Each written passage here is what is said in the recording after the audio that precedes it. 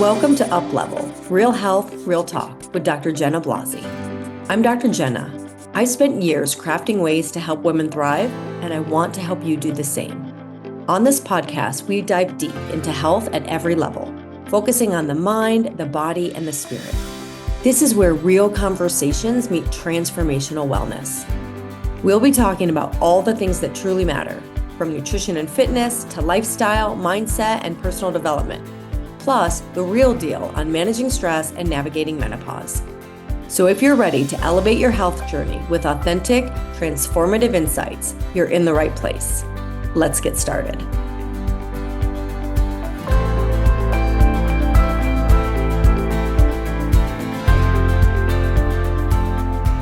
Hello, and welcome back to UPLEVEL. Happy New Year.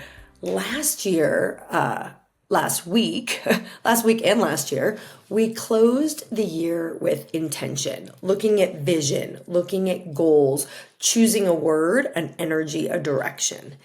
Today's different. Today is not about choosing who you want to be.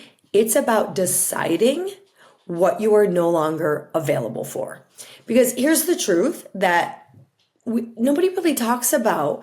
When we rise up, when we up level, when we go to a next level, it's largely about what we let go of. It's about what we shed. So your next level doesn't require more discipline.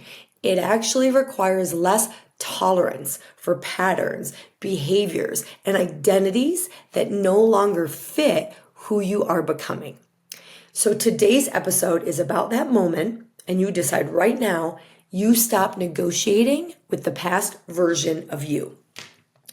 There is this illusion of trying harder.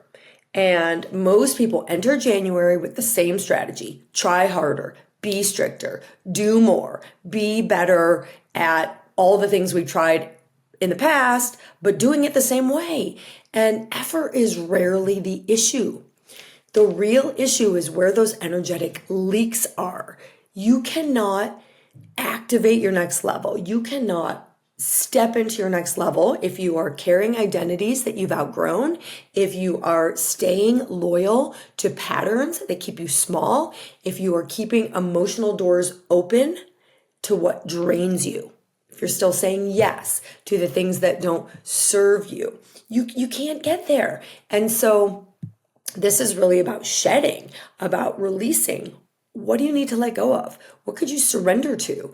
What is holding you back? So here's a next level question for you.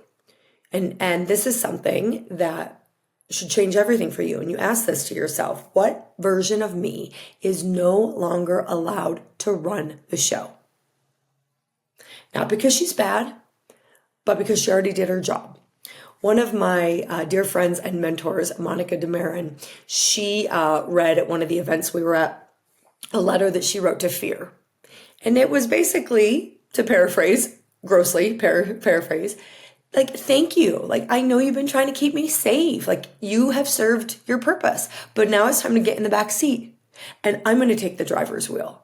I'm going to take, steering wheel, whatever. I'm going to drive, right? And you're allowed to be here, but you don't get to run the show. You don't get to give your input, right? So we get to choose what are we releasing and what version of me is no longer allowed to run the show. The version of you who over-explains, the version of you who waits for permission, the version of you who stays quiet to keep the peace, the version of you who ties her worth to productivity, the version of you that overextends, go at the sacrifice of your own health. Your next level begins when you lovingly retire her. Put her in the back seat. Thank her for the job she's done, that she served a purpose. But it's time to let go, because identity precedes behavior. Habits start in our minds. It's not the behavior first. It is the self-image. It is the identity. And neuroscience shows us this clearly. Your brain does not change through willpower. It changes through identity and self-image and reinforcing that. And the thoughts in our brain are like records in a groove, and they took time to develop. And so the only way to remove them, to replace them, is to develop new grooves through the same way, the same repetition. So if your nervous system still believes, I have to be this way to be safe, no habit will stick. No habit will stick. Transformation happens when safety and self-identity, self-concept update together. So let's really look at focusing on that piece. Lasting change starts with identity, not willpower. And this is why January, this time, is going to be different, because it's not about adding. It's not about adding. What do I need to do more? What do I need to do harder? It is about releasing. It's about releasing. So let's set these boundaries. Let's decide. Let's draw our lines in the sand. I remember years ago, when I was in my 20s, somebody said to me, the doors to what you want, the doors to your highest good won't open until you say no to the things that aren't good for you. Right? Let's say we're in an unhealthy relationship, but we're afraid to leave it until something better comes along. No, we have to tell the universe we're serious. Close that door. So take a deep breath and finish this sentence. In this season, I am no longer available for, and finish it out loud. Say it out loud. And now ask yourself, what would be possible if I actually honored that? Because we get out of integrity with ourselves if we say something like that and then we continue to accept something that's not in alignment. If we continue to be available for something we've declared we're no longer available for, we're not in alignment with our higher selves. And this leads to anxiety, sadness, depression, poor choices, like so many things. So again, what would be possible if you actually honored what you decided you're no longer available for? And notice what comes up when you say that. Resistance, relief, fear, excitement, all of it is information. This is the nervous system recalibrating. So when we look at the word, we chose a word for the year. Your word for the year is not even just an intention. It's not just an energy. It is a standard. It is a standard. And we typically don't rise up to the level of our goals, rise up to the level of our standards. We typically lower our standards to where we're at, to where our identity is at. So a lot of people give up on their goals because they're looking at their present circumstances. So your goal is this like wonderful thing, and then present circumstances aren't confirming it. And so you're like, oh, forget it. And we settle, we bring it down. Or, maybe we have a standard, but our income isn't at that standard yet. So instead of creating the income, creating the life that brings us to that standard, we lower the standard down to what our current income, our current situation, our current relationships are. So if we want to change this, we have to change the identity. We have to create a new standard and actually honor it. Bring ourselves and our life and our thoughts and our identity and our self-image up to that standard, up to that goal. We act in alignment with who we believe we are. So if you chose the word calm, for example, chaos, no longer normalized, no longer okay. If you chose the word strong, self-betrayal, no longer justified. Trust, you're not allowed to ignore your intuition anymore. Expand, maybe was your word. Playing small, no longer okay. That's no longer comfortable. We're comfortable being uncomfortable because we're expanding. Align, misalignment is no longer tolerated, meaning like saying yes when you mean no. Misaligned yeses, no longer allowed. Even misaligned no's, right? Of opportunities that come up. So your next level begins when your word starts making decisions for you. When your word, your intention, your future self, your goals are on automatic. The decisions come from there. Lasting change starts with identity, not willpower. So becoming someone who keeps promises to herself, who stays in integrity. Becoming someone who prioritizes health without extremes, without all or nothing mentality, without swinging the pendulum one way or then the other. Becoming someone who leads her life consciously with awareness instead of reacting to it. So, I like these like micro steps, micro integrations. So for this week only, don't overhaul your life. All right. I know we want to start the year. We're going to overhaul. I taught fitness classes for years. And as I've told you all, the gym is packed in January. Everyone's like, I'm going to do the thing. And then in March, and you can read studies about like the percentages it actually drops. In February, it's a lot less. And by March, it's done. So this is not about grinding more and overhauling your whole life. So just do this once per day. Ask, what would someone living at their next level choose here? What would my future self say? Make every decision from that future self. What would someone living at their next level, what would my future self choose here? Decide here. And take the smallest aligned action.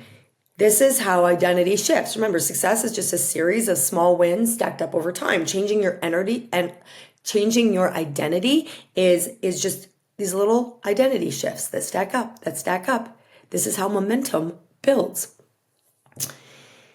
So I decided to keep today short and sweet because I just really want you to go all in on this and recognize the power. If you didn't fully do the work that we dove into at the end of last year, go back, re-listen to those episodes, even go back to my episode from last year on really creating your vision. Create the vision of how you want to live, what you want your life to look like. And from that vision, you can kind of evaluate, what's my philosophy on life? Does it match my vision? Or do I need to shift it? We talked about that a little bit. What philosophies, which is like your creed, your code of ethics, how you view your perspective on the world, on yourself, on how you live, does it line up with that vision? Because your vision feeds into your philosophy. So do you need to upgrade your philosophy? And then your philosophy feeds into your standards. Which is what we're really talking about today. What are you going to release? What standard do you set that is up here, a better standard? And we can keep upgrading our standards. We should keep upgrading our standards and our vision for that matter. And so don't lower your standard to what your current circumstances tell you you're capable of. Rise your identity. Cultivate your identity to rise up to the standards. So what new standards do you want to set for this year? So what are you no longer tolerating? Because your standard will feed into your story.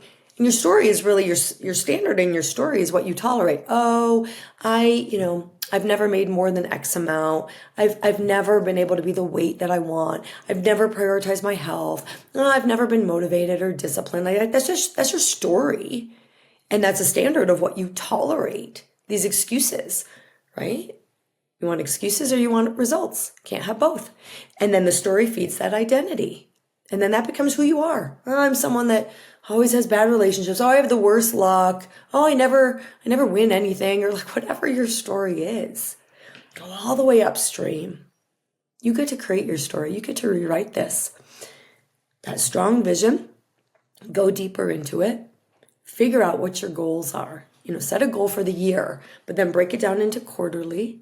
So let's focus on the goal for quarter one, and then break it down into monthly, break it down into weekly, break it down into daily. But really take a look at what your thoughts are, what your philosophy, what your standards are. Do you need to rewrite your story? We all do, by the way. Yes, the answer is yes. So spoiler alert, because we're upgrading, we're up-leveling continually. And that identity work, these things feed into each other and they feed backwards as well.